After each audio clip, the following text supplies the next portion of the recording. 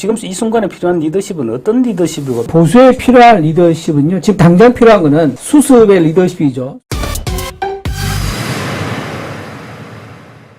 사실은 지금 이런 시점에서 여당이 지금 얼마나 큰 위기입니까? 최대 위기인데 이런 시점에서 그렇게 중구난방으로 좀 떠들 게 아니라 신중하게 당의 의견을 모아 중진점 되면 당의 의견을 모으는 절차, 그런 절차 부분에 목소리를 더 내야 될 텐데 지금 좀 안타깝다.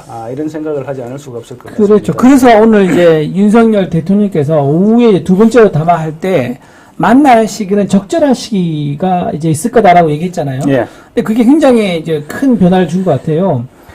아예 처음부터는 피의자의 관점에서 내가 왜 만나야 하느냐. 이제 검사 시절의 입장을 얘기한 거죠. 하지만 대통령이 되어보고 나서, 그리고 총선에서 패배하고 나니까, 내가 검사 시절의 시각에서 갇혀 있었구나.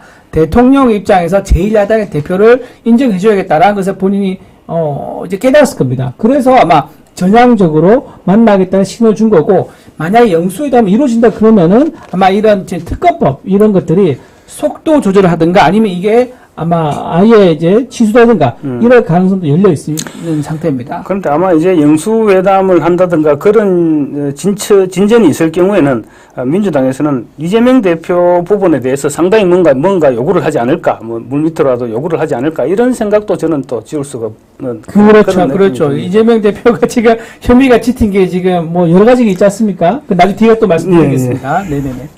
국민의힘 새 지도부가 아니고 국민의힘이 오늘 당선인 총회를 가졌죠. 당선인 총회를 가지고 이제 앞으로 새 지도부를 어떻게 꾸려 나갈 것인지 이 부분은 오늘 당선인 총회에서 논의한 것 같은데, 우선에 이제 말 그대로 비상대책위원회 전당대회 준비를 위한 비대위를 구성하기로 했는 것이죠. 네, 그렇죠. 예. 실무형 비대위원장을 이제 원내대표인 윤재욱 원내대표가 맡기로 했고요. 실무형 비대위원을 꾸리기로 그렇게 이제 발표가 났죠. 그래서 꾸린 이유가 뭐냐면, 처음에는, 조기 전당대회를 할 것이냐 했는데, 조기 전당대회 열려면은 조기 전당대회 위한 또 조직이 필요합니다. 그래서 이제 실무형 비대위원이라고 한 거고요. 새로운 밖에서 비대위원장을 데리고 오는 거는 시간이 너무 촉박해서 할 수도 없고, 그런 분을 모시기도 어렵다라는 판단한 거고요. 그렇게 하는 이유가 뭐냐면, 원래 조기 전당대회를 해서 6월달, 그러니까 국회가 5월 31일에 열리죠. 5월 36일에 열리죠. 예. 그래서 6월에 조기 전당대회를 열어가지고 정식으로 우리 집권당의 이제 지도부를 구성해서 카운터 파트 역할을 해야 된다라는 판단을 그렇게 한 것 같습니다. 빨리 이거 지금 지도부를 선출하고 빨리 당의 안정을 시켜서 윤석열 대통령의 국정 운영을 뒷받침해야 될 것 같은데, 이건 조기 전당대회를 실시하는 과정에서 또 개판이 이런 잡음이 벌써 나오고 있죠. 예, 잡음이 나와서는 안 될 텐데. 또 누가 이제 나오겠다, 비준도 얘기 나오고 그렇죠. 예. 가급적 이제 차분하게 전당대회를 실시해야 될 것 같습니다.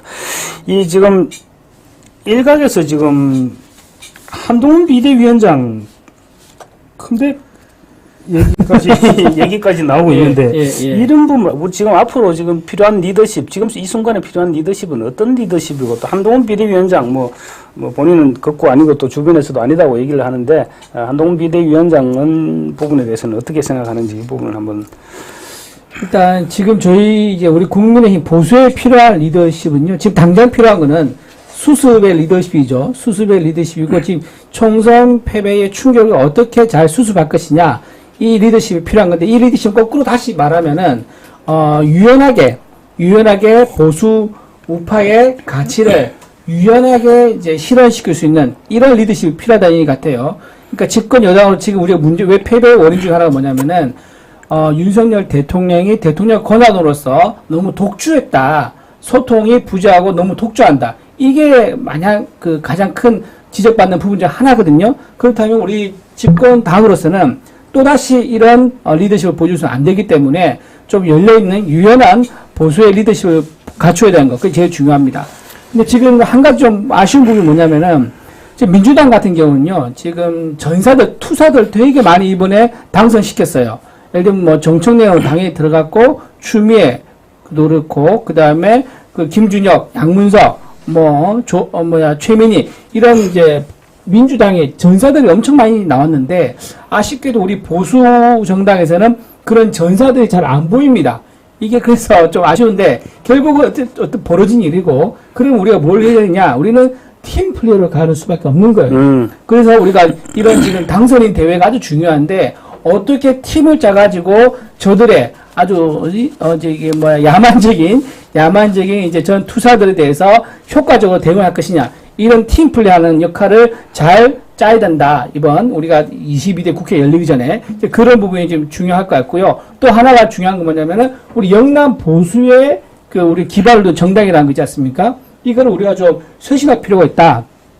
수도권 정당으로 가는 길이 무엇인가 그 방안을 모색하는 그런 리더십이 나오면 좋겠다는 생각이 듭니다. 이번에 수도권에서도 역시 우리 122석인가요? 121석인가요? 그 중에서 우리가 얻은 게 20석도 안 됩니다. 그래서 이런 상황에서 우리가 수도권에서 계속 이런 식으로 가면은요, 다음 총선에서 승리한다는 가능성이 매우 떨어지겠죠. 그런 보장이 없습니다. 그래서 영남 기반의 정당을 극복해서, 극복해서 이걸 이제 배제하자가 아닙니다. 이걸 뛰어넘어서 수도권 정당으로 가는 길을 열어줄 수 있는 지도자, 이런 이제 리더십이 필요하다. 그렇게 말씀드리겠습니다. 예, 사실 이제 그 방금 말씀하신 정확한 지적인데, 근데 지난번 총선 이후에 우리가 4년 내내 사실은 그런 부분에 대해서 고민을 해왔었거든요. 그렇죠. 어떻게 하면 영남권 정당에서 탈피할 것이냐. 4년 내내 고민하고 또 나름대로 왜 바깥에서 볼 때는 만족하지 못했을지 모르겠지만 나름대로 치열하게 고민을 해왔던 것도 사실입니다. 네. 고민을 해왔던 것도 사실인데 결국은 이제 이런 결과가 또 나타났습니다. 결과가 또 나타났는데 지금은 이제 제가 생각할 때는 우선에 이제 당을 지금 소수 108석입니다. 108석 소수당으로 지금 175석이 될 수도 있고 192석이 될 수도 있고 그렇죠. 저 야당을 상대해야 하는 만큼 일단 당을 확실하게 결집시킬 수 있는 리더십이 우선 필요할 것 같고요. 네네. 확실하게 당을 뭉칠 수 있는 리더십. 그리고 또 이제 대통령실과 원활한 소통을 할 수 있는 그런 정도 좀 나름대로 경륜도 필요하지 않겠나. 당대표 정도 되면 그 정도 경륜은 있을 수도 있지만 지금 또 일각에서는 또 젊은 초선들 당대표로 내세우자 이런 얘기도 있으니까 그런 부분도 당 안에서 절충을 해야 비현직 의원도 얘기 나오고 김재섭 의원 그렇죠. 나오고 예, 절충을 해야 되겠죠. 그리고 또 대통령한테도 또 이렇게 지금처럼 너무 경직된 스타일이 아니고 좀 부드럽게 대통령에 접근해서 좀 민심을 정확하게 사실은 민심은 당에서 이렇게 물론 이제 대통령실에서 민정수석실 아니면 법률수석실을 부활시켜서 어떻게 민심을 이렇게 전해받게 되는 통로를 새로 만들지는 모르겠습니다만 어쨌거나 민심은 당에서 많이 접하게 되죠.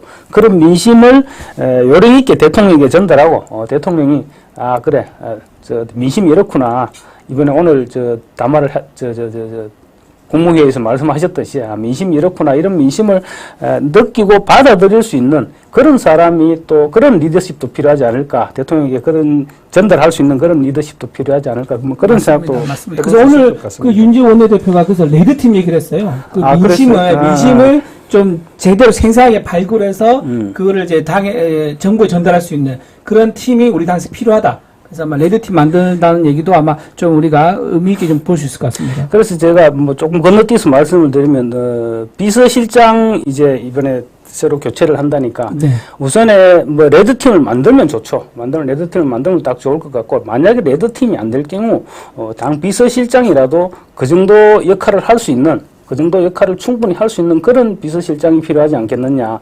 그리고 제가 사실은 정치부 기자를 하면서 과거부터 칼럼도 한 번씩 쓰고 그랬었는데 이 대통령에게 진짜 필요한 건 쓴소리를 할 수 있는 사람이거든요. 맞습니다. 그래서 윤석열 대통령 초반에 저도 그런 얘기도 했었는데 아예 처음부터 쓴소리를 할 수 있는 장관급, 선소리 특보라든지 이런 사원을 한 명 하는 게 어떻냐 이런 주장도 하기는 했었는데 아직도 3년이 남았으니까 늦지는 않았는 것 같고요. 어쨌든 그런 선소리를 대통령이 충분히 들을 수 있는 그런 자리를 하나 만드는 것도 윤석 원내대표가 얘기를 했다니까 괜찮은 방안인 것 같습니다. 그래서 비서실장 기대가 많이 됩니다. 대충 떠오르는 사람이 있는데 우리 국장 얘기도 있는데 어쨌든 기대가 많이 됩니다.